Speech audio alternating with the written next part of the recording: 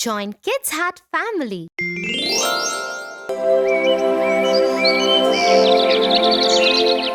Animals have such an easy life, dear. No school, no rules, no homework. What do they have to worry about? Everybody has their troubles, Tofu. Let me tell you the story of Thumbelina.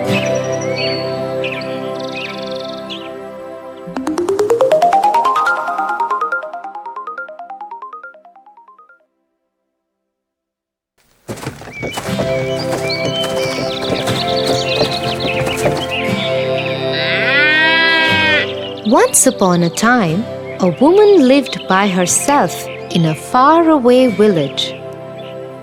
She was very lonely after her husband had died.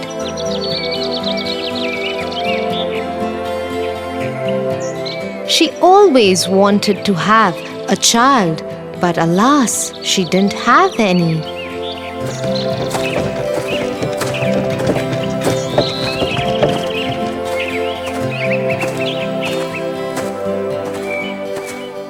One day, she went to her friend who was a witch. The witch gave her a grain of barley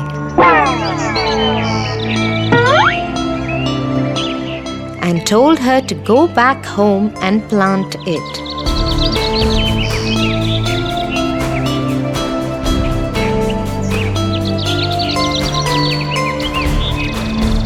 The woman did as she was told. The next morning, a beautiful plant had grown from the seed. It had a lovely flower that looked like a tulip. The woman had never seen a flower like that and was mesmerized by its beauty. She gently kissed one of its petals. As she did that, the flower blossomed open. Inside it was a beautiful little girl, no bigger than the size of the woman's thumb. The woman instantly fell in love with her and called her Thumbelina. Thumbelina took away the woman's loneliness. In the day, she would tell her stories and talk to her. Sometimes she would make Thumbelina a boat out of a tulip petal which she could row in a plate full of water. At night, Thumbelina would sleep in a bed out of a walnut shell with a blanket made of a rose petal.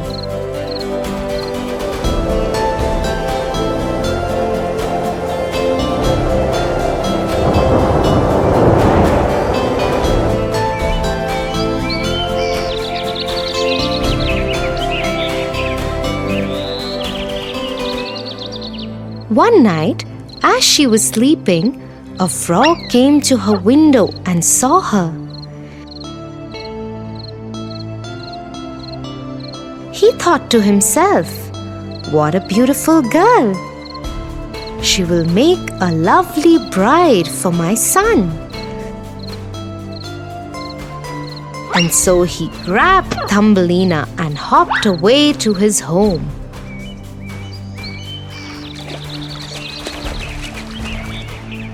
When his son saw his bride-to-be, he was very happy.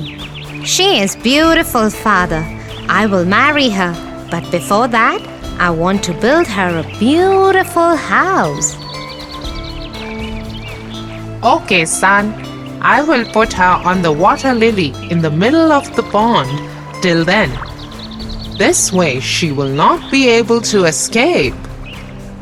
And so the frog put Thumbelina in the middle of the pond on a water lily leaf. Thumbelina tried to escape from her new home, but when she couldn't, she broke down crying.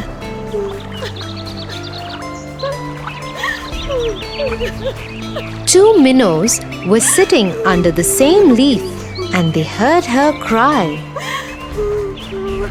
They asked her about her troubles, and when she told them, they decided to help her. They nibbled away the lily stem. Soon it broke and floated away with Thumbelina.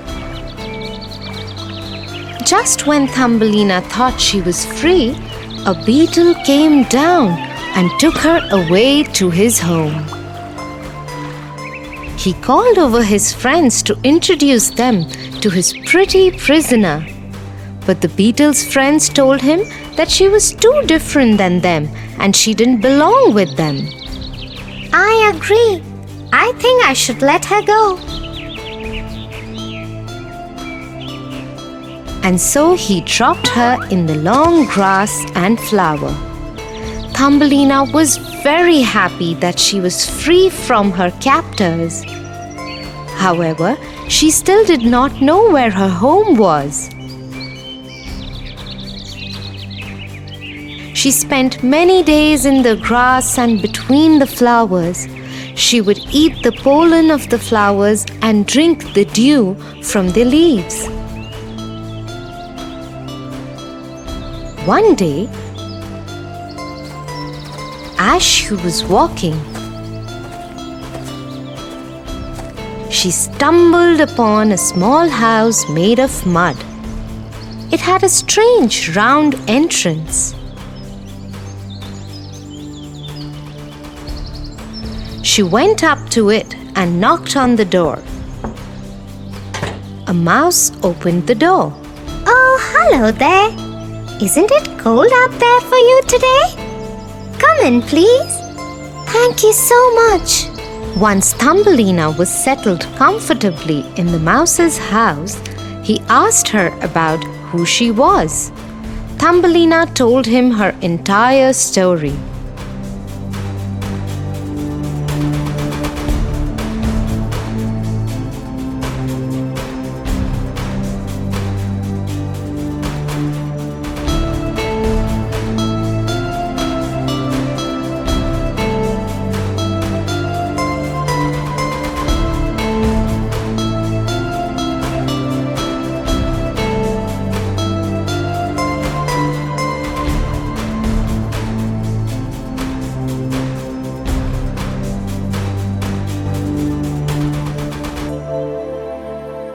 Do not worry. You can stay here as long as you like. So Thumbelina started staying in her newfound home. To make herself useful in the house, she would cook for the mouse and tell him stories.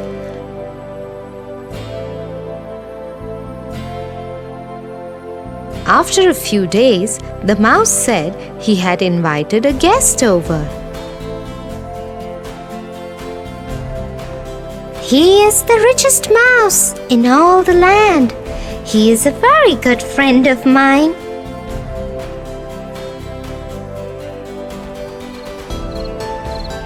That night, the mouse's friend came over for dinner.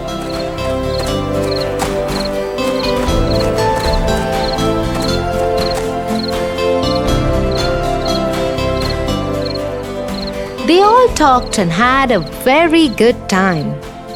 During the course of dinner, the friend fell in love with Thumbelina and declared that he would marry her. Thumbelina had no choice but to go along with what was happening. When the friend offered to show her his home, she agreed to visit his house. And the three of them set off together.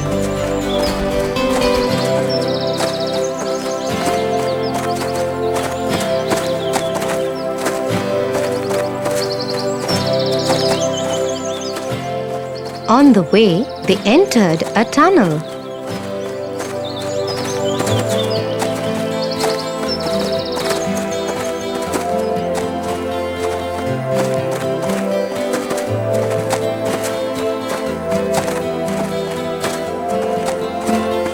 There they found an injured swallow lying on the ground. The mouse's friend kicked it and rudely said, Serves her right. What is she doing in the tunnels? He should have stayed in the air. Thumbelina was shocked to see that someone could treat another like this. Unseen by the mice, she ran away from there. Once she was sure that the mice had left, she came back and attended to the swallow. She took great care of her.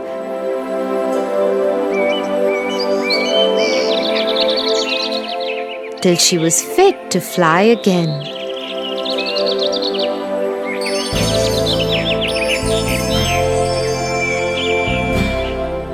It became spring by the time the swallow could fly again.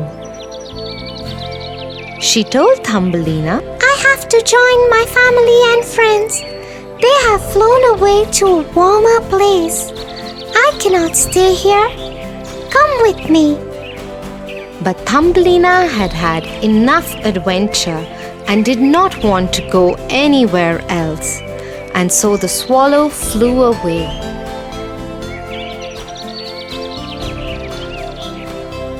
A few months had passed when the love-struck friend of the mouse found Thumbelina again.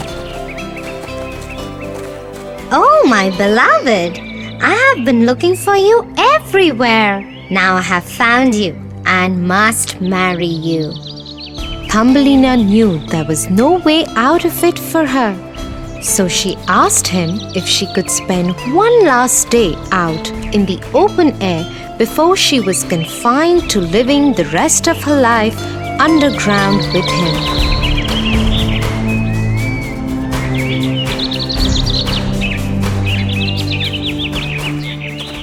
As she roamed in the open fields for one last time, she heard a familiar voice. Come away with me, where your spirit will always be free. Thumbelina saw her old friend who had returned for her. This time around, she agreed and hopped on the back of the swallow, and they took off. They flew over land and water and fields of green.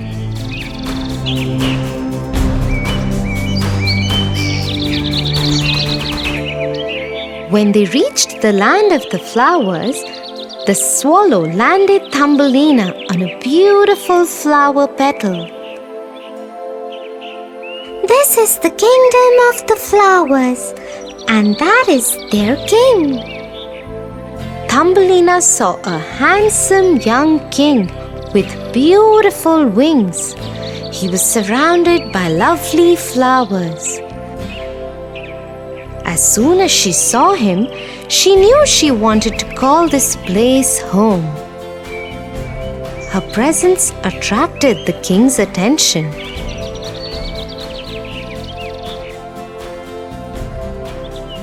He too fell in love with her immediately. Will you marry me? Yes. As happiness spread across her face, she grew a beautiful pair of wings and became the flower queen. Oh wow, Tia. I don't know what I would do if I would land in such a strange world. I think I am happy where I am.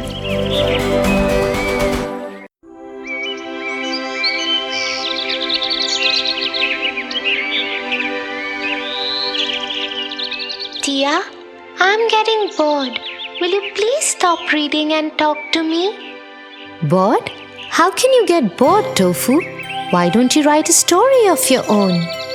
I can't think up a story, Tia, especially when I am so bored. Looks like you haven't heard of Alice in Wonderland.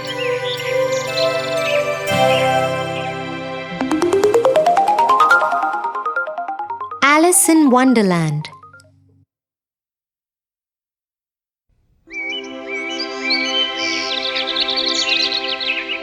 One sunny day, Alice was sitting next to her sister while she was reading. Her sister had been reading books all morning and Alice was very bored now. She thought for a while and decided to ask her sister to stop reading. She was about to do that when she saw a little white rabbit with pink eyes run past her. I am late! I have to hurry! I am late! Saying so, he ran into his rabbit hole. Alice was suddenly interested in this turn of events and she decided to follow the rabbit. She went to his rabbit hole and peered down it. Suddenly, the hole gave away and Alice fell into it. She kept falling for what seemed like a very long time. Will I ever stop falling? What kind of a strange hole is this? At last, she landed with a thud in a big empty room. The room had 3 doors of different sizes. She saw the rabbit outside the smallest door before it closed shut. But the door was very tiny, no bigger than Alice's new pencil back home.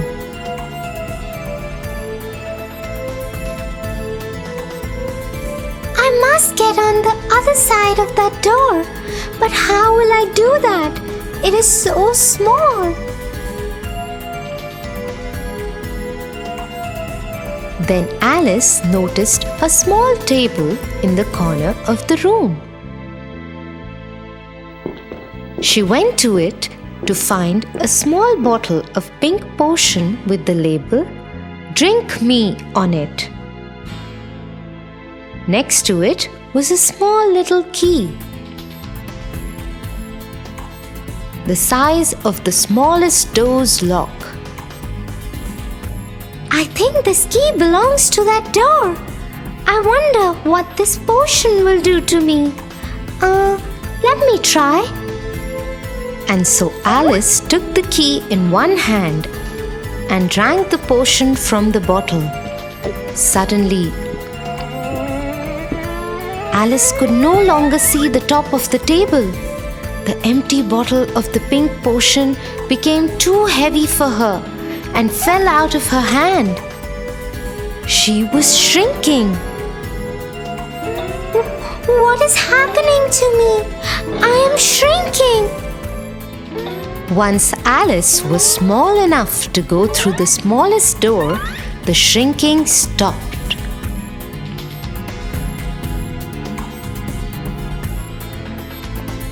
Alice quickly ran to the door, opened it, and ran out. She found herself in the most beautiful garden she had ever seen.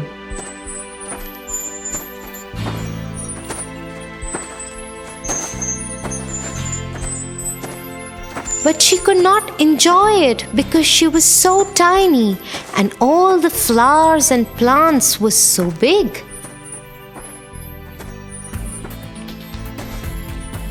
Oh, I wish I was bigger. Hearing her, the white rabbit came to her and ordered her rather rudely, Go to my house and get my gloves and fan. Alice didn't know why the rabbit was so rude to her. Perhaps he didn't like being followed.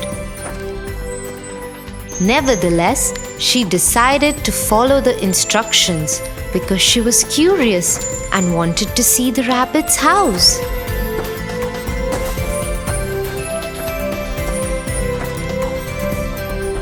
When she entered the rabbit's home, she saw a yummy-looking cake on the kitchen top. It had a sticker on its plate that said, eat me. Alice was really hungry by now. She'd even missed lunch, so she decided to eat the cake. As soon as she took one bite, she started growing again. Soon, she would not fit into the house. She could not see the rabbit's gloves anywhere, but grabbed his fan and decided to run out of the house. As soon as she came out, she started shrinking again. Oh no! What is this? Will I ever be back to my normal size again? One of my mushrooms makes you grow tall, and the other side makes you shrink. Alice turned to see who was talking to her. It was a caterpillar sitting on a mushroom. She quickly ate a piece from the side he was pointing and came back to her normal size. She thanked him for his help and asked, How do I get back home? Could you please tell me that? That path leads to the Mad Hatter and the other one to the rabbit's home. This time it was a cat that sat in the tree that spoke. Alice thanked him and took the path to the Mad Hatter. She didn't want to meet the rude rabbit again. I will meet you in the evening at the Queen's palace.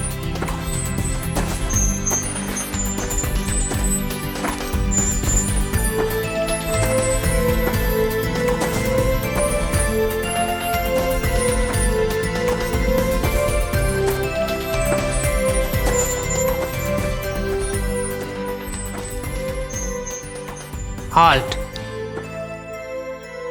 To go further, you must answer my question correctly. Oh, I love riddles. Please do ask me a question.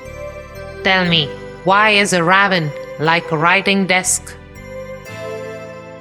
Alice thought for a while, but she did not know the answer to the riddle.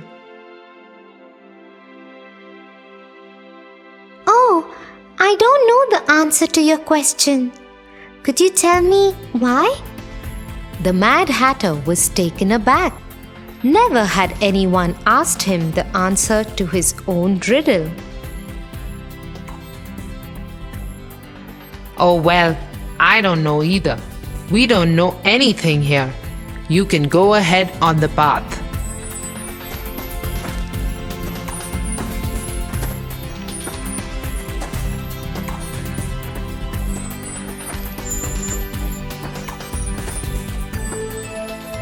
Hence Alice proceeded to the Queen's castle, where a game of croquet was on.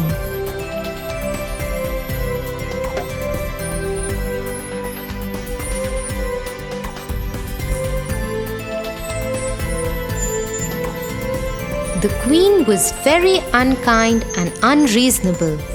If she didn't like someone, she would instruct her soldiers to be off with his or her heads immediately.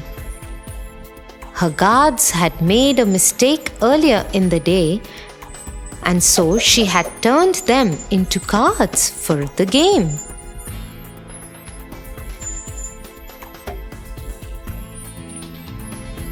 When the Queen saw Alice, she instructed her to play with her. You will play croquet with me, and if I lose, it will be off with the head for you. Yes, Your Majesty.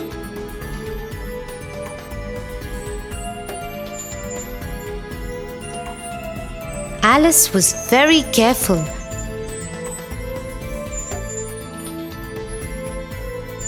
But the Queen was terrible at the game,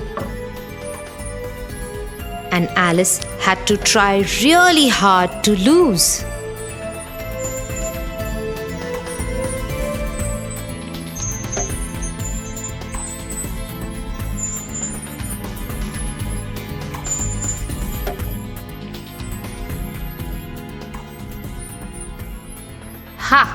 You lost.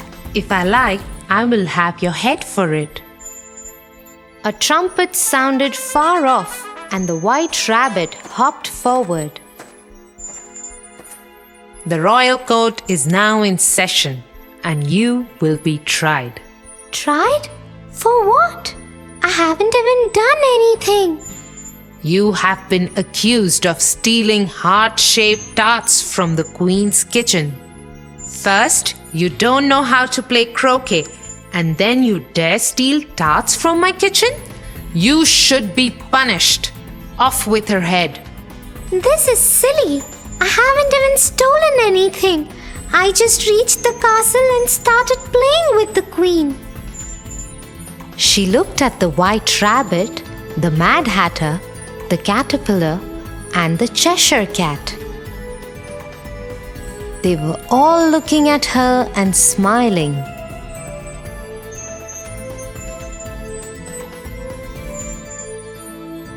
What is going on? Alice felt someone tapping her arm. It was her sister. Wake up, Alice. You fell asleep sitting next to me. It's time for lunch. What a strange dream I had. I promise I will never complain of being bored while you read.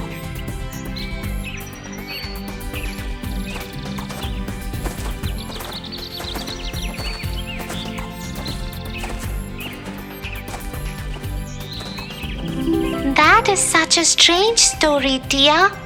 Next time you sit to read, I too will write my own story instead of getting bored.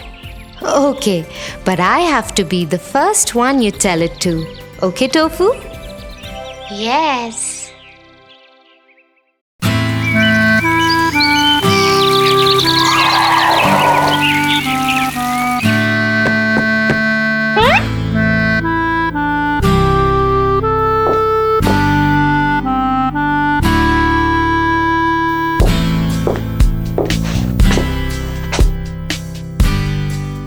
That is not nice, Tofu. What if your friends find out? They will stop talking to you, won't they? Oh no! I am so clever, they won't find out ever. Let me tell you the story of another clever boy called Tom Sawyer.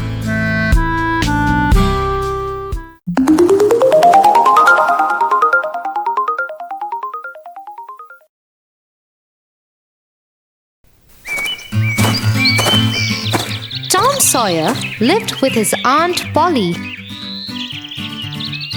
and half-brother Sid. He was an extremely clever boy who loved mischief. But Tom also had a very good luck, which always helped him get away with the mischief he did. One day, his Aunt Polly was looking for him. "Tom, Tom, where are you?"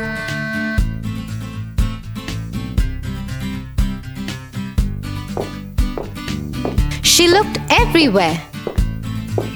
She looked outside in the yard.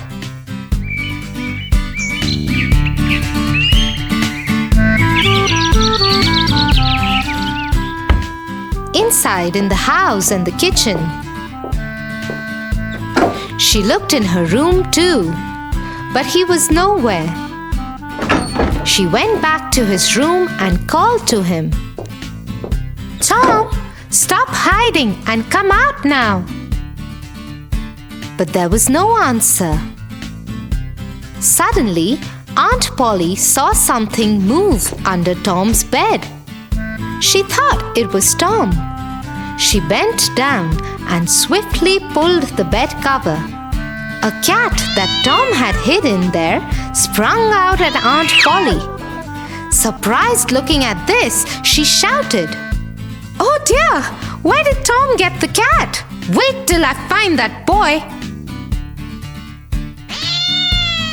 Just as Aunt Polly was shooing the cat out of the window, she felt someone behind her.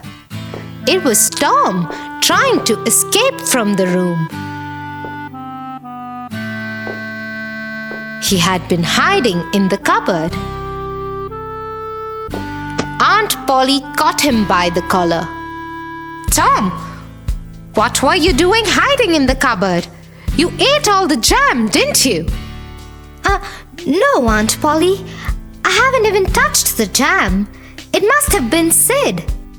"Don't you lie to me, young man. I can see the jam all over your face."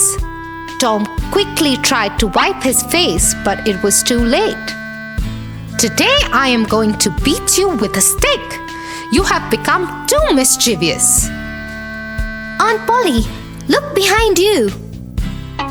Aunt Polly turned to see, but there was no one. It was just one of Tom's tricks. And this time he used it to get away from Aunt Polly, because when she turned around again, he wasn't there. "Oh, this boy! One of these days I am going to punish him." Tom was so happy with himself for fooling Aunt Polly again that he decided to take the day off from school.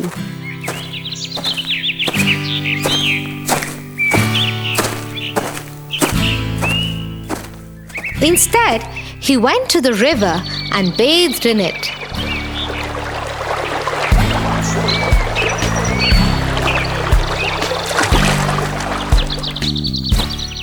At lunchtime, he went into a nearby farm,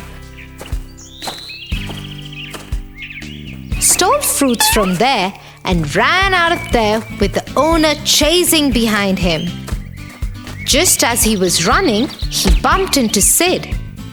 Sid saw Tom's wet hair and clothes and the fruits in his hands and understood that Tom hadn't gone to school, but he didn't say anything.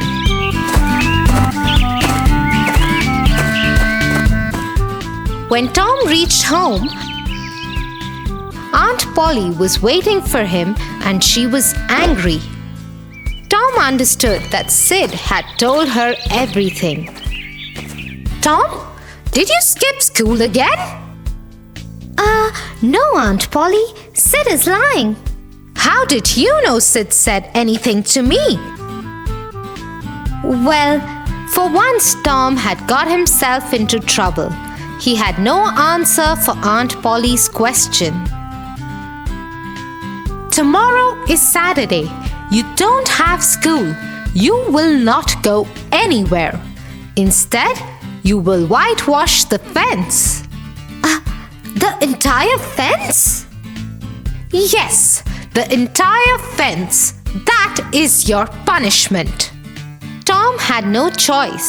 He couldn't argue with Aunt Polly. He didn't want to make her angrier, but he was angry too. The fence would take up his whole Saturday.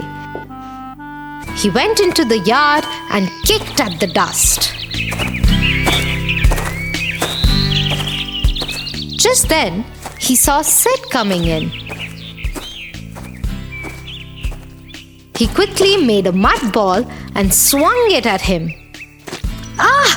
Stop! Help, Aunt Polly!" "Why did you have to tell anything to Aunt Polly?" Tom flung a few more mud balls at Sid and then jumped over the fence and ran away. He knew he was already punished, so nothing worse could happen now. Next morning, when Tom came down for breakfast, he was greeted with a pail of paint and paintbrushes. Aunt Polly had been serious about his punishment. So Tom ate his breakfast and went into the yard to whitewash the fence.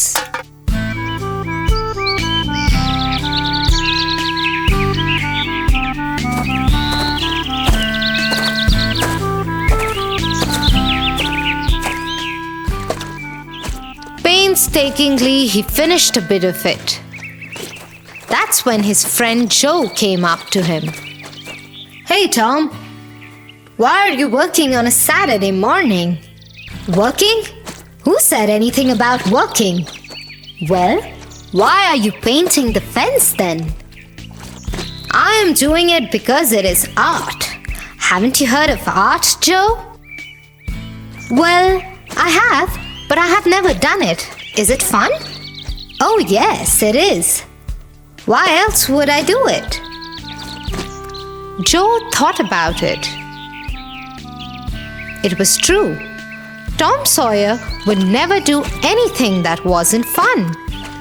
He asked Tom if he could also try it. Tom agreed to let Joe do only a small portion of it in exchange of 3 marbles. Joe thought 3 marbles was too much, but agreed. He wanted to try art.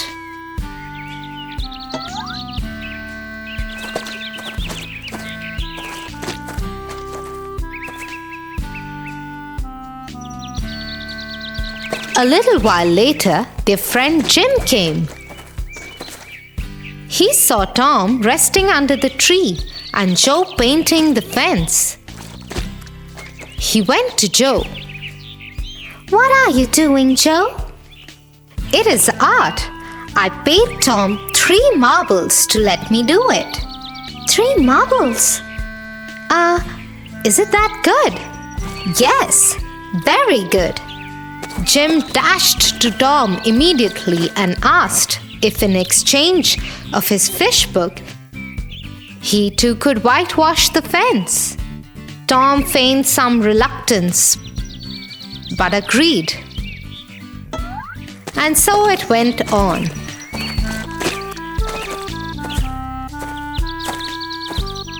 Other friends of Tom came and believed that painting the fence was fun.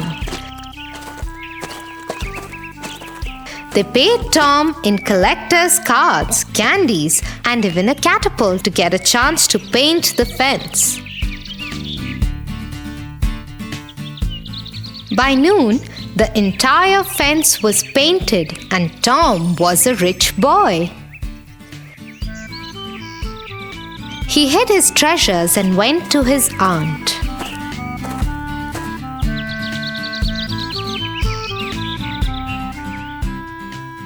It's done. What? Unbelievable. Let me see. Aunt Polly took Tom with her to see the fence. Indeed, it was done. And it was done very nicely. How did he do it? Anyway, his punishment is over. Now I will have to let him go. I hope he does not create more mischief. But as always, when Aunt Polly turned around to tell Tom that his punishment was over, he was already gone.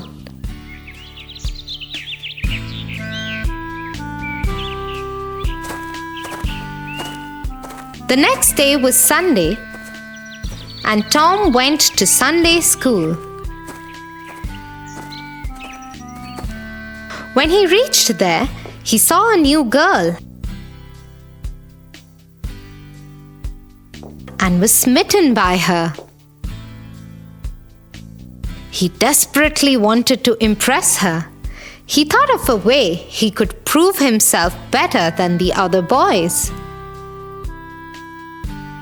He went to one of the smartest boys in the class.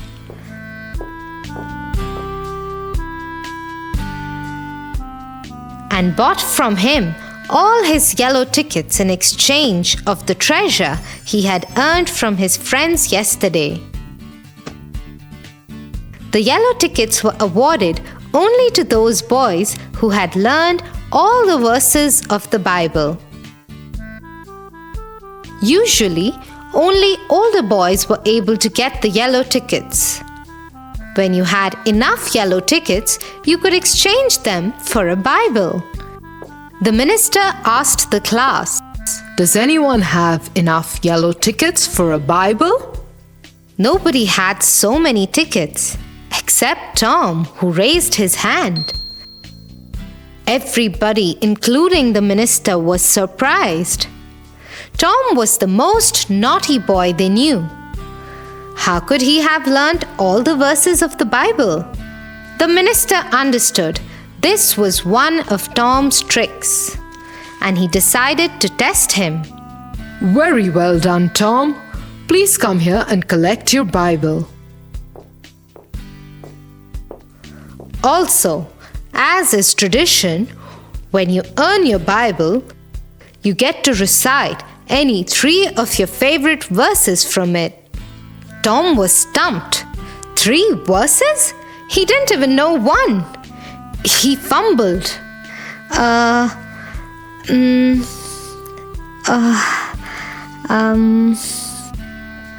The whole class laughed at him as they understood that mischievous Tom had got into a big soup this time. Do you still think you will never get caught? Oh no, Tia. I have to go and tell my friends the truth and apologize to them right away.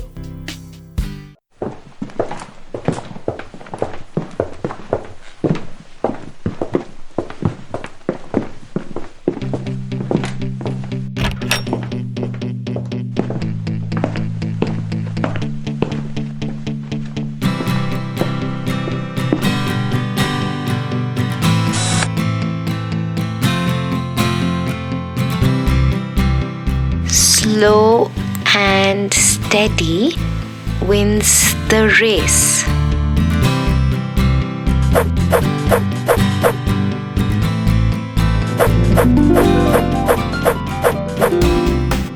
Slow and steady wins the race. What happened, Tofu? What is it that you're thinking? Yes, Tia. I am not able to understand how can a person win the race if he's slow and yet steady? There is a very famous story behind this. Should I tell you that first? Sure. The Hare and the Tortoise. Long ago, in a forest, a small get-together of animals was taking place.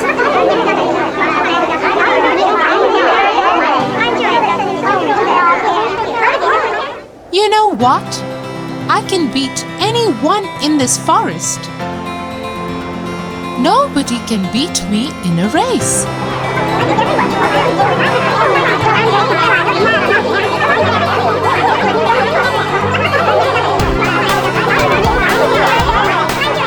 Yes, I have seen him running.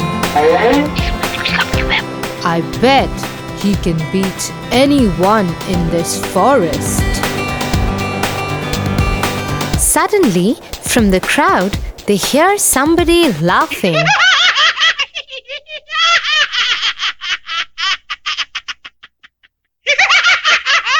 Why are you laughing? You think you can beat me in a race? I may not disagree with you, oh Mr. Hare. But I might not deny that I have no fear of competing with you.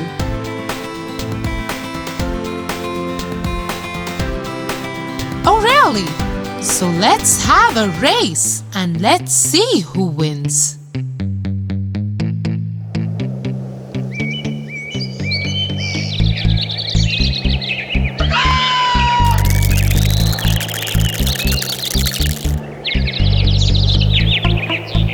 So one fine sunny day, all the animals gathered for the race.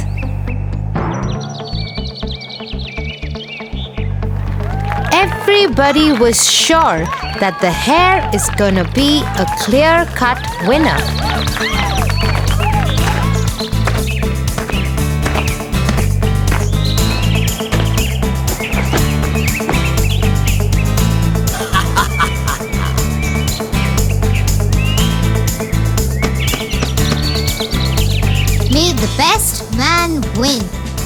And that is me, said the hare proudly.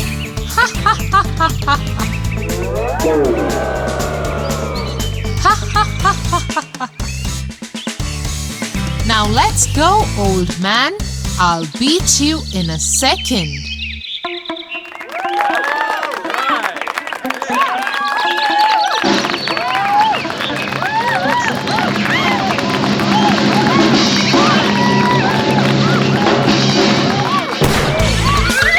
The hare runs so fast that all the things on the path go for a spin.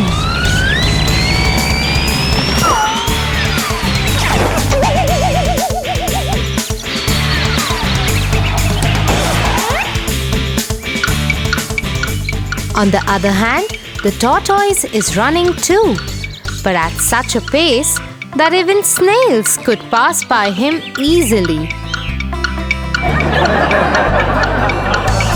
Suddenly, the hare stops and looks behind.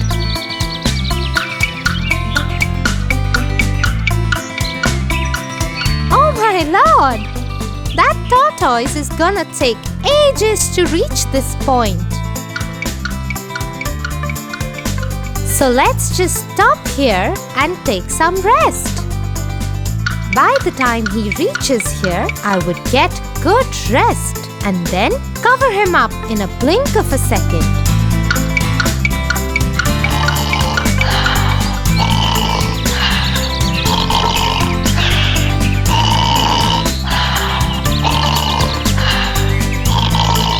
In the meanwhile, the tortoise slowly and steadily reaches the point where the hare is fast asleep.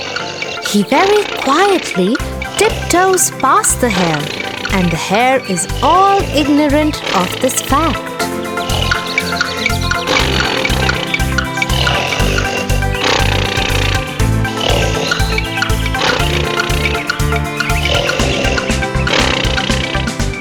Suddenly, the hare gets up by the roars of the crowd, cheering up the tortoise. Go, tortoise, go! Go, tortoise!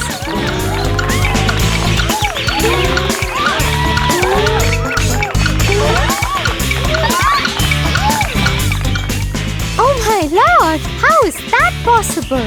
I kept on sleeping for so long that the tortoise is about to finish the race. He runs and runs and runs. But to his disappointment, the tortoise just manages to finish the race before he could.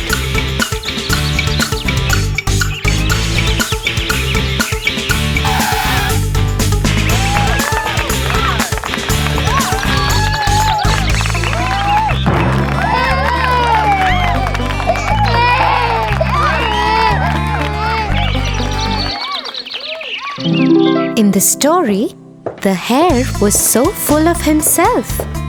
He was overconfident that he would surely beat the tortoise in the race, because he is faster than that poor being in every other way.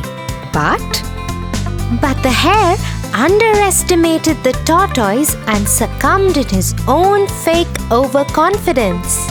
Yes, and that's why only a person who thinks calmly and is not overconfident of himself wins the race in every sphere of life. Proud people can't survive for long.